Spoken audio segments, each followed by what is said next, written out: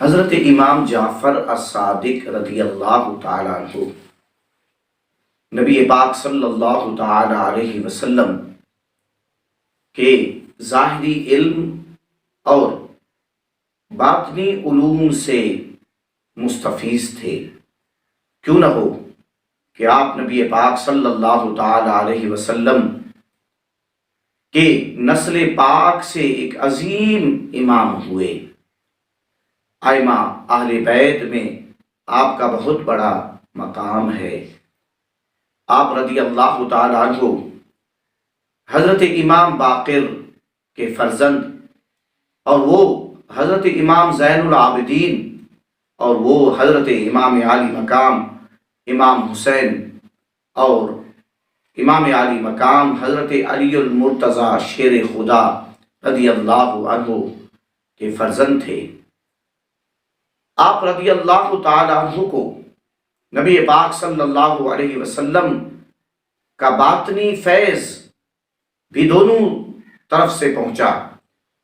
ایک طرف آپ کو نبی پاک صلی اللہ علیہ وسلم کا فیض اپنے والد گرامی سے اور یعنی والد کی نسبت سے حضرت علی المرتضیٰ اور پھر آقا کریم صلی اللہ علیہ وسلم سے آپ نے فیض پایا، اور دوسری طرف آپ نے علم باطن حضرت سیدنا صدیق اکبر رضی اللہ تعالی عنہ سے پایا۔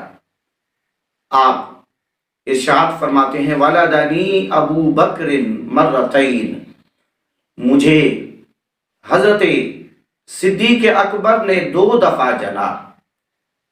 وہ اس طرح کہ آپ کی والدہ کا نام حضرت ام فروہ ہے اور وہ بیٹی ہیں حضرت امام قاسم کی، اور حضرت امام قاسم فرزند ہیں حضرت محمد کے، اور وہ فرزند ہیں حضرت سیدنا صدیق اکبر رضی اللہ تعالی عنہ کے۔ تو یہ آپ کی والدہ کی طرف سے پیدائش کی کا حسب ہے۔ اسی طرح آپ نے باطنی علوم بھی حضرت سیدنا صدیق اکبر رضی اللہ تعالی عنہ سے پائے۔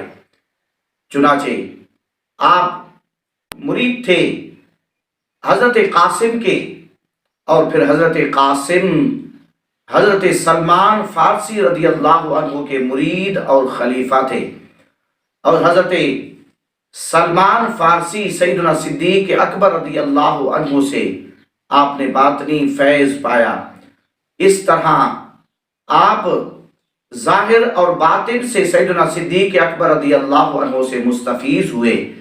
اس لیے آپ فرماتے ہیں ولدنی ابو بکر مرتین، کہ مجھے صدیق اکبر نے 2 دفعہ جنا ہے، یعنی ظاہری طور پر بھی ام فروہ کے ذریعے میں ان سے نسبت رکھتا ہوں کہ وہ میرے نانا ہیں، اور باطنی طور پر بھی میں حضرت قاسم سے، سلمان فارسی سے اور سیدنا صدیق اکبر رضی اللہ عنہ سے